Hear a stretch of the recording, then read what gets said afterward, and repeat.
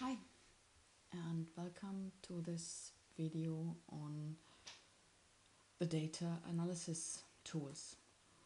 This is the first one showing now the research question exercises from chapter 6 in the book, and in this tutorial I'm going to show the query tool and the code co-occurrence table. If I open my memo manager, I have already written down the research questions, and research question 2 is more or less a repetition just with different codes on research question 1, so that's why you see some holes in here. I'm not recording all of these research questions in this video, so there will be probably about 4 some of the research question I put together. So now let's take a look at research question 1. Do blocker respondents who have children define happiness differently from those without children? And if so, how do they define it? Well, my typos here now, I guess it's not the important thing.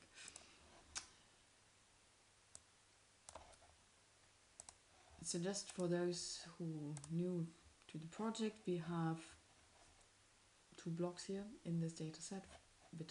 Belkin's a person called Belkin writes a block, and there are some comments on her blog, and we have a second block from the New York Times, and we have all these comments here. So it's the comments we're analyzing, not the blocks. So some of these people have given definitions of how they see happiness, and we see here this person has children, and this doesn't want to have children, and another with children. So we have some missing data here because it's not obvious from each post whether somebody has children or not, but for the sake of running through the example, it will work. So we see here the category definition of happiness and the subcodes here, and now we want to figure out basically where are these statements coming from. And the other codes we need are the codes those who have children and those who don't have children. Maybe I can redo this one, just delete this one here, because we have 5 respondents who don't have children yet, and we have 16 respondents who don't want children, and we have 75 who have children. So we are comparing a bit apple with pear, so to speak. But remember, this is just a small sample project, so we actually would need to do some more data collection here to get more equal numbers for those who don't have children. So just for the sake of pushing up the numbers here a bit, I combine this, and I can do that in the query tool. So I take here the ones who don't have children yet and don't want children. So remember, we first click the codes and then we think about an operator. So what do we want? Yeah, we want these 5 statements plus 16, so we need the OR operator. So we click on OR, and as we want to use these again and again and again, we just create a supercode, and we call that, following that same logic, from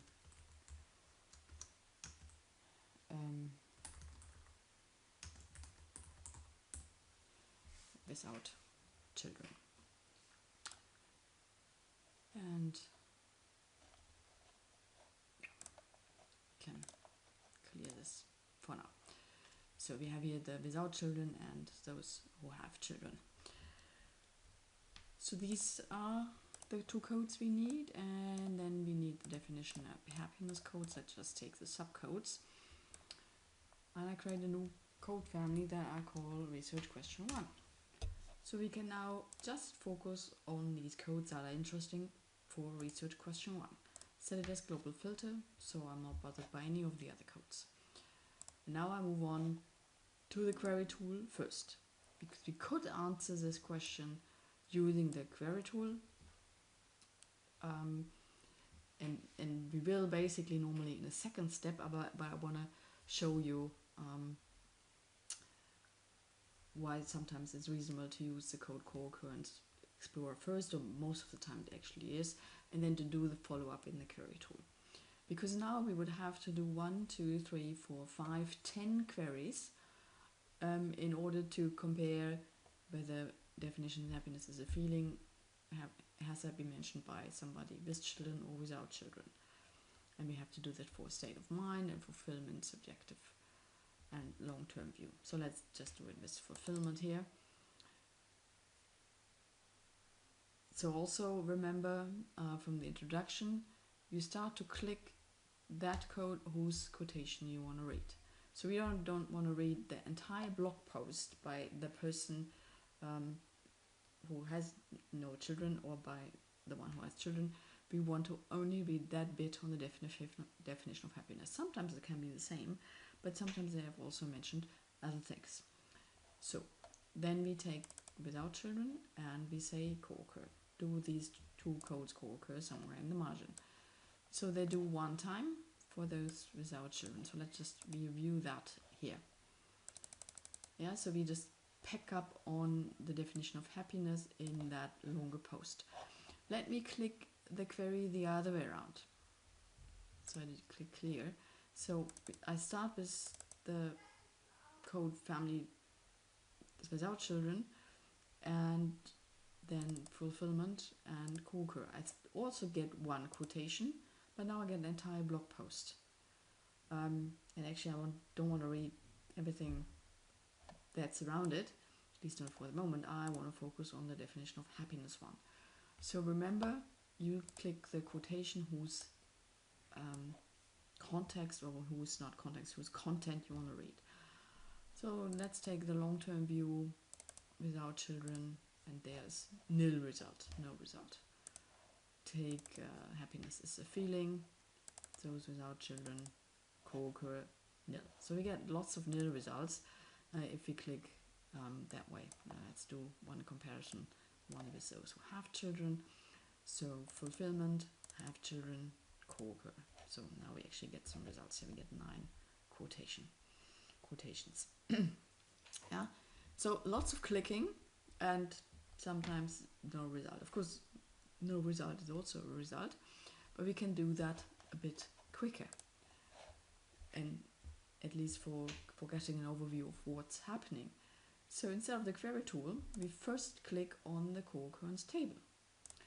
And here the code family comes in quite handy as well, because we don't have a long list of codes here. We have just those 7 codes we have pre-selected. So I add my fun codes here into the columns, and the definition of happiness ones. And this sometimes happens that the button disappears. So maybe it's good that it disappears for this video. You can just double click.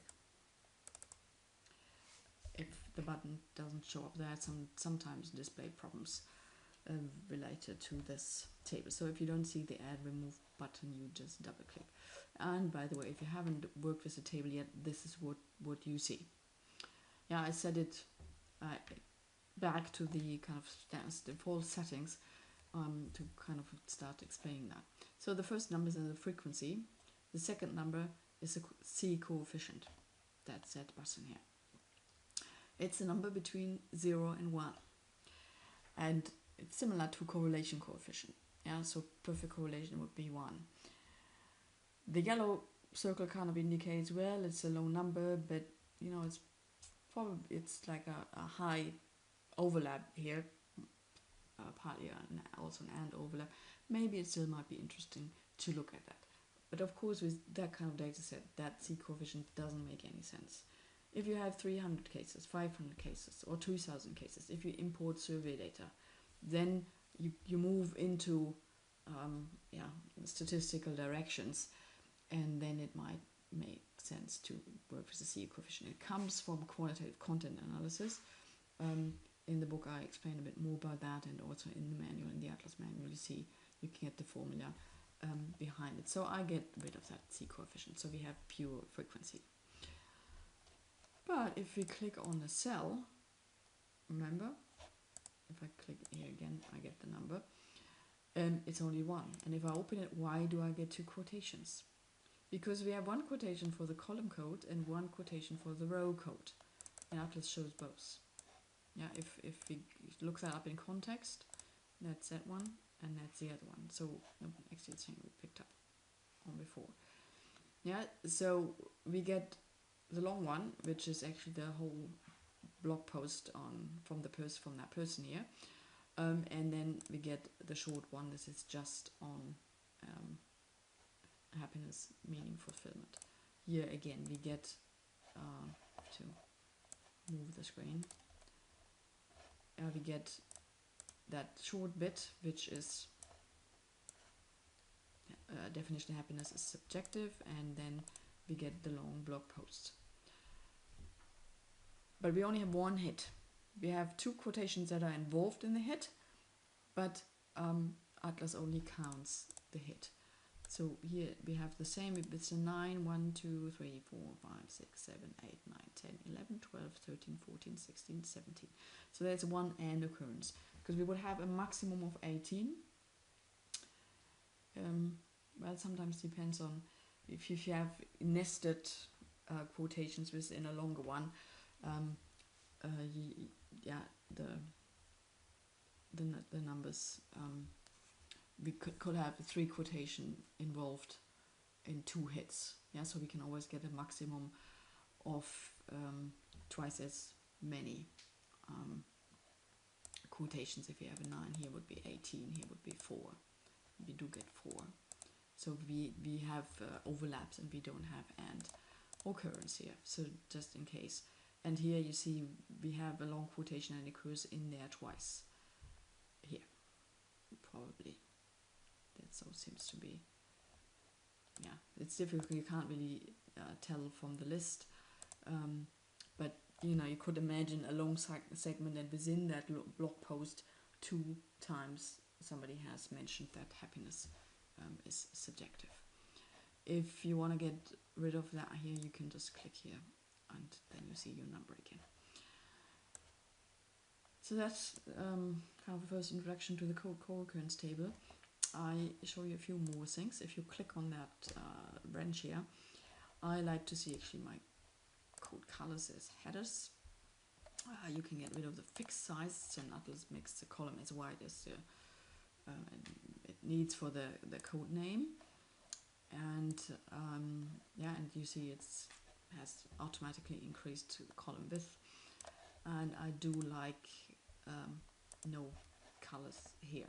You could make it green is standard, you can make it red or blue, or you can just make it empty. NA is not applicable. So this is how the code-coccurence table works. And in terms of interpretation, well, you look at it and see where there's something interesting. We've seen in the query tool or the NAs here, if you have to click you know, every single query, you also get lots of nil finds, and here it gives you immediately an overview, where do we have something interesting here. And then you can say, well, you know, fulfillment for those who have children and the long-term view, this seems to be you know, an interesting or important issue. Well, you have to read it before we can say it's important, but at least it has been mentioned a number of times. So let's take a look. And then you can go with that more specific query in mind, fulfillment and those who have children, and a long-term view and those who have children, to the query tool, and can just then click it specifically. So we have fulfillment, those who have children, and to click co-occur, and then you go and read your 9 quotations, or as shown previously, create your output, a full content or the no meta one. Or if you have written lots of comments, take that one. And the other one was long-term view, have children, co-occur, you get your 4 quotations, read them, And then the important issue was, that's why I prepared my memos here, to actually write down what you did in order to answer that query. And then you read the quotations, you look at the co-occurrence table, you read the quotation, and you start writing down. You start writing up your analysis. It's not just about clicking and reading, because tomorrow if you forgot again what you read today, yeah, it's now working with the data and writing down in your own words, summarizing what the respondents have been saying, all the things you noticed. Maybe you start linking it to literature or other bits and pieces of your data. I guess so you start slowly with one question, and I guess by the time you know, at your 8th, 9th question, you see already lots of linkages going on in your data, and you start maybe also querying across and getting new ideas for type of research question you can ask and approach your data with. Did I make any changes? Well, better safe. Yeah, so that was a introduction to basically the code co-occurence table. We had an introduction to the query tool before, but now you see how it works in practice, and both of these tools go together. You get the qualitative answer in the query tool, and you get your numbers first, your overview in the code co-occurence table. So we had the table here and the query tool. And in the next video, I'm going to show you an example for the codes parameter document table and how that can be put into practice, also in relation with the query tool. So bye for now, and see you in the next video.